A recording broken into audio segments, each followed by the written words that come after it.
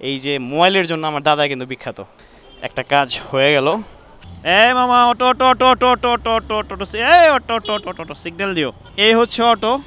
এগুলো কত করে ভাই? 120 টাকা। এইটা হচ্ছে 120, এটা হচ্ছে ইনডোর প্ল্যান্ট।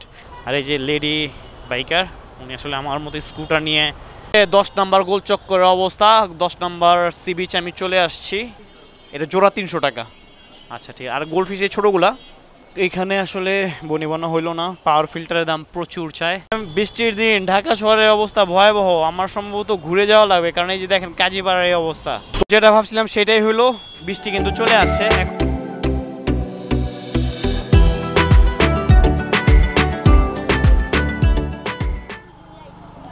তো আসসালামু আলাইকুম ডিয়ার ভিউয়ার, সম্পূর্ণ নতুন একটি ভিডিওতে আপনাদেরকে স্বাগতম। তো আজকে একটি হেকটেক দিন শুরু হতে যাচ্ছে। এখন বাজে সময় 1টা। আমার আদা বিজনেস শেষ করে এখন আমি আরও একটু বিজনেস করতে যাচ্ছি, মানে আরও কিছু কাজ করতে যাচ্ছি। তো প্রথমে আমাকে যেতে হবে একটু মোবাইল সার্ভিসের দোকানে, তারপর সেখান থেকে মিরপুর 10, তারপর সেখান থেকে কাটাবন। তো জানি না কতটুকু সময় লাগবে, তো সঙ্গে থাকুন এবং দেখতে থাকুন সম্পূর্ণ ব্লগটি। তো এই মুহূর্তে আছি আমিন বাজারে। এখানে ছোটোখাটো একটা কাজ আছে, গাড়িটা আপাতত এখানে রাখলাম 1 মিনিটের জন্য। যাইতে হবে দাদার দোকানে।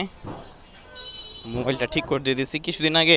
ডিসপ্লে কিছুদিন আগে না, গতকাল পরশু দিন ডিসপ্লে লাগাইছিলাম। ওটা ডিসপ্লেটা ঠিক না। দাদা করছেন? তো এই যে দাদাই আছে, বেশ ভালো মানুষ। আমিন বাজারে যদি কোনো ভালো মেকানিক থাকে, এই যে মোবাইলের জন্য আমার দাদা কিন্তু বিখ্যাত। এই যে বেশ সুন্দরভাবে কিন্তু এই যে ডিসপ্লেটা গেছিলো, সুন্দর একটা ভালো মানের একটা ডিসপ্লে লাগাই দিছে। এখন তো প্রবলেম নেই, চার্জ ঠিক আছে। হ্যাঁ, একটা মেসেজই তো আগে, মেসেজটা তো রাখে না। ওকে, তো ধন্যবাদ। আমার একটা কাজ আপাতত সমাধান। এখন আমি চলে যেতে 10 নম্বরে, তারপর সেখান থেকে যাবো কাটাবন। তো সঙ্গেই থাকুন। আচ্ছা, বৃষ্টির যে ব্যাপারটা সেটা হচ্ছে আমিনবাজার ওদিক প্রচুর বৃষ্টি হয়েছে, মানে এক কথায় মানে ঝুম বৃষ্টি। অথচ এইখানে এক ফোঁটা বৃষ্টিও কিন্তু হয় নাই, মানে আশ্চর্য। এখান থেকে জাস্ট 2 কিলোমিটার তো না, এই 2 কিলোমিটারের ভিতরেই বৃষ্টির কতটা তফাৎ। এই মামা, auto auto auto auto auto auto auto auto auto, এই auto auto auto auto auto signal দিও। এই হচ্ছে অটো, মানে কোনো সিগন্যাল নাই, জাস্ট সে এখান থেকে ঢুকে দিল আর একটা ওটার পিস পিস চলে আসলো। এখন আপনি যদি এখানে যদি একটা স্পিডে থাকতেন, তাহলে একটা কি একটা অবস্থা হয়ে যেত বোঝেন। তো আসলে অটো আসলে গরিব মানুষের কথা চিন্তা করে হ্যাঁ থাক, কিন্তু তারা মেইন রোডে আসলে কি করে, মানে কি বলবো এখন, কোনো নিয়ম শৃঙ্খলা নাই। আর সমস্যা হচ্ছে যে কোনো কিছুর নিয়ন্ত্রণ নাই, যে হ্যাঁ রিক্সা অটো রিক্সা অবশ্যই চলবে, মানে কতগুলা চলবে এইটার কোনো আসলে মানে কোনো ব্যবস্থাই আমাদের সিটি কর্পোরেশন বা আমাদের কর্তৃপক্ষরা নিতে পারে নাই। আর কখনো নিতে পারবে কি না খোদা তাআলা জানেন। তো যাই হোক, আমরাও তাদের কাছে আশাবাদী, হয়তো ইন ফিউচারে সব কিছু একটা নিয়ম নীতির মধ্যে আসবে। আর আসলে আমাদের নিয়ম নীতি তো কাগজে কলমে, সেটা হইলো আমাদের কি বলে মানে জাতীয় জীবনে প্রয়োগ নাই। তো সরকার একটা নিয়ম নীতি করলো, আর আমরা জনগণ সেটা যদি না মানি, আসলে সরকারেরও কিছু করার থাকে না। সো আমাদের মিলেমিশে আসলে কাজ করা লাগবে। সরকার জনগণ সমন্বয়ে কিন্তু একটা দেশ কিন্তু পরিপাটি থাকে, সেই জিনিসটাও কিন্তু আমাদেরকে লক্ষ্য রাখতে হবে। আসলে আমার কিছু প্ল্যান্টও দরকার ছিল এখানে মিরপুরে আসার পরে। এখন কিছু প্ল্যান দেখে আমার প্ল্যান্ট কেনার ইচ্ছা হয়েছে, মানে প্ল্যান আগেই ছিল। এখন জাস্ট দেখি কিছু ছোট ছোট টবের ভিতরে যে প্ল্যান্টসগুলো থাকে না, ইনডোর প্ল্যান্ট আউটডোর প্ল্যান, ও দুইটাই দেখি নেওয়ার চেষ্টা করব। আগে দেখি যদি পছন্দ হয় সেক্ষেত্রে কিছু প্ল্যান্টস নিব। একটু দেখার চেষ্টা করি কি আছে এখানে। তো এখানে নামলাম, এখন দেখি কি চারা নেওয়া যায়। আমার আসলে ছোট ছোট এরকম প্ল্যান্টসগুলো লাগবে। এগুলো হচ্ছে আপনার ইনডোর প্ল্যান্ট। তো কিছুদিন আগে দেখে গেছিলাম, ওদিন যেটা আসলে নিতে চাইছিলাম পছন্দ হয়নি। তো এখানে অনেকগুলো ইনডোর প্ল্যান্ট আছে ঝুলানো। তো আমার ঝুলানো লাগবে না, আমার জাস্ট বসা কিছু হইলেই হইলো। ভাই এগুলো কত করে? এটা কি ইনডোর না এটা আউটডোরে রাখা যাবে? ইনডোরে, হ্যাঁ 120 টাকা। এইটা হচ্ছে 120, এটা হচ্ছে ইনডোর প্ল্যান্ট। তো আসলে দাম অনেক বেশি মনে হইতেছে, কারণ আমি এর আগে চারাবাগের যে নার্সারিগুলো ছিল ওখানে কিন্তু এগুলোর দাম আর অনেক কম ছিল। তো না, এখন আর এখানে এগুলো নিয়ে লাভ নাই, আমি চারাবাগ থেকে একবারই অনেকগুলো প্ল্যান্টস নিয়ে আসবো। তো চলেন। তো আসলে প্ল্যান্টস কোনোটা পছন্দ হইলো কি, পছন্দ হইলো তো দামটা তো বললো না, দামটা তারা বেশি চাইতেছে। তো বার্গেনিং করলে হয়তো কিছু কম বেশি করা যেত, কিন্তু বার্গেনিং করে খুব একটা বেশি যে কমানো যেত এটাও কিন্তু না। তবে এখানে প্ল্যান্টসের দামগুলো একটু বেশি মনে হইলো, কারণ এর আগে আমি চারাবাগ এগুলো দেখছিলাম, এগুলো আরও অনেক কম কম দামে ছিল। তো আজকে কিন্তু প্রচণ্ড রাশ দেখতেছি। আর এই যে লেডি বাইকার, উনি আসলে আমার মতো স্কুটার নিয়ে যাচ্ছে। তো বাংলাদেশ অনেক ফাস্ট হয়ে গেছে এখন, যে শুধু ছেলেরাই সব কিছু করে এমন না, আমাদের মেয়েরাও কিন্তু অনেক আগায় গেছে। এই যে মাশাআল্লাহ বেশ সুন্দর স্কুটি রাইড কিন্তু করতেছে সে। তো আজকে ভয়াবহ জাম, বুঝলাম না হঠাৎ করে আজকে এত যানজট কেন হচ্ছে। তো এখন তো আমার ভয় লাগতেছে কাটামন ওইদিকে যাইতে, কারণ মিরপুরে এই অবস্থা, ওদিকে না জানি কি অবস্থা। এক ভয়াবহ জামের ভিতরে পড়ে রয়েছি মিরপুর 10-এ গোলচক্কর। তো আজকে সম্ভবত কি বলে কাটাবন যাও না হতে পারে, কারণ আজকে মিরপুরে যে অবস্থা দেখতেছি আমার কাছে মনে হইতেছে ঢাকা ওদিকে গেলে আজকে আর বেরোতে পারুম না। তো এখন ডিসিশন চেঞ্জ করে ফেলছি, এখন এই মিরপুর 10-এ একটা কিন্তু অ্যাকোয়ারিয়ামের দোকান আছে, তো সেখানে যাব।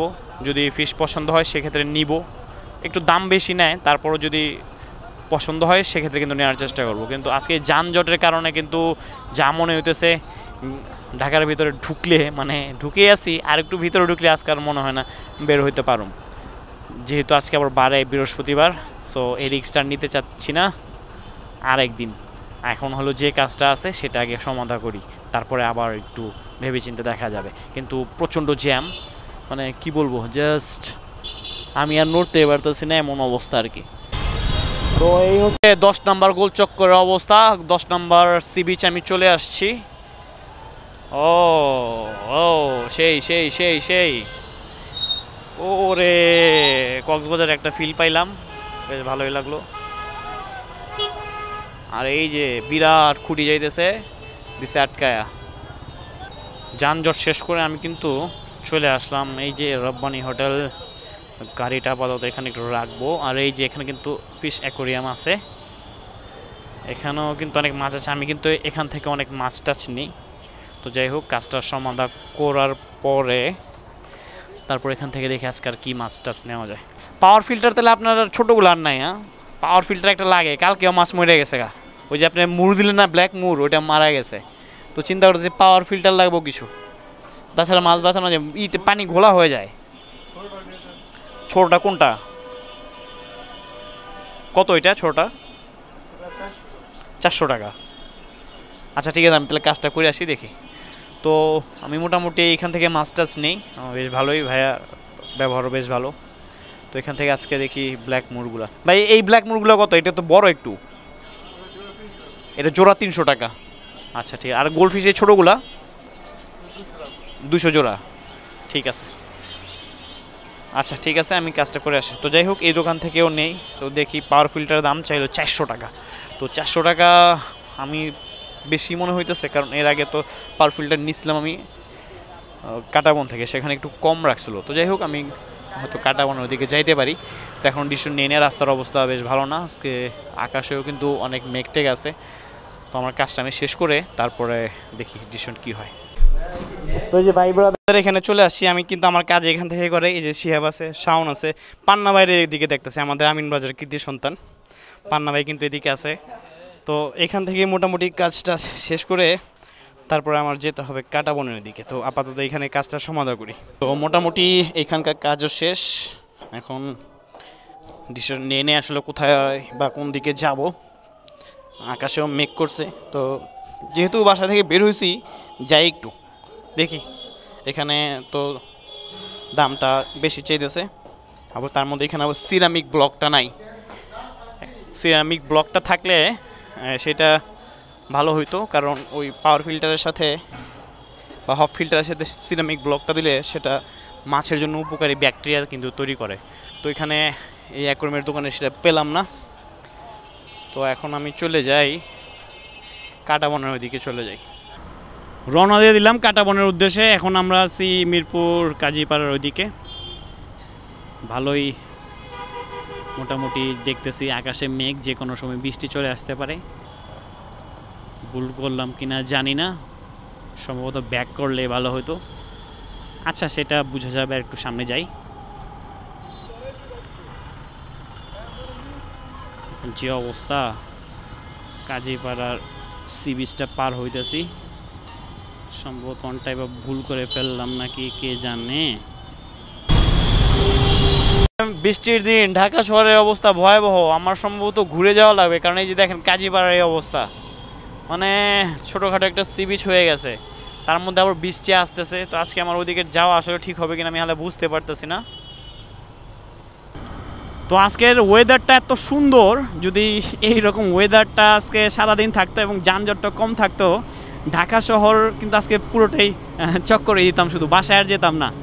মানে চমৎকার একটি ওয়েদার এই মুহূর্তে। জাস্ট যানজটটা না থাকলেই ঘুরে বেরিয়ে খুব ভালো লাগতো, কারণ আকাশে প্রচুর মেঘ, একটু পর পর ফাপড়ি বৃষ্টি আছে, পূর্ণাঙ্গ বৃষ্টি নয়, মানে চরম একটি ওয়েদার। আর ঠান্ডা ঠান্ডা আবহাওয়া, ঢাকা শহরে সচরাচর এইরকম ওয়েদারটা কমই থাকে।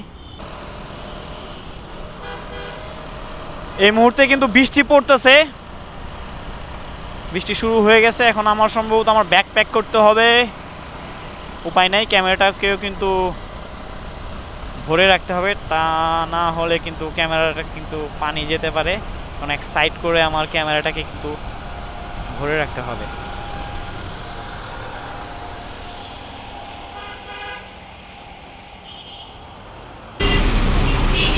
যেটা ভাবছিলাম সেটাই হলো, বৃষ্টি কিন্তু চলে আসছে। এখন গাড়িটা সাইড করে রাখছি, কারণ এই বৃষ্টির মধ্যে যাওয়ার সম্ভাবনা, ভিজে যাব। তো বাসায় চলে যাই, আজকে মনে না যাওয়াটাই বেস্ট হবে, কারণ এদিকে কিন্তু পানি জমে যাওয়ার একটা সম্ভাবনা থাকে। তো বাসায় চলে যাই। তো ভিডিওটা আমরা আজকে এখানে শেষ করছি, কারণ এই বৃষ্টির ভিতরে আর ওদিকে আজকে যাওয়া সম্ভব না, কারণ আজকে বৃষ্টির ভিতরে ওইদিকে প্রচণ্ড যানজট থাকে, আর ওখানে পানি জমে যাওয়ার একটা সম্ভাবনা থাকে। তো ডিয়ার ভিউয়ার্স, ভিডিওটি কেমন লাগলো সেটা আমাদের অবশ্যই কমেন্ট করে জানাবেন। আর এখন আমি ভিজে ভিজে বাসায় চলে যাব। দেখা হচ্ছে নেক্সট কোনো এপিসোডে। ধন্যবাদ।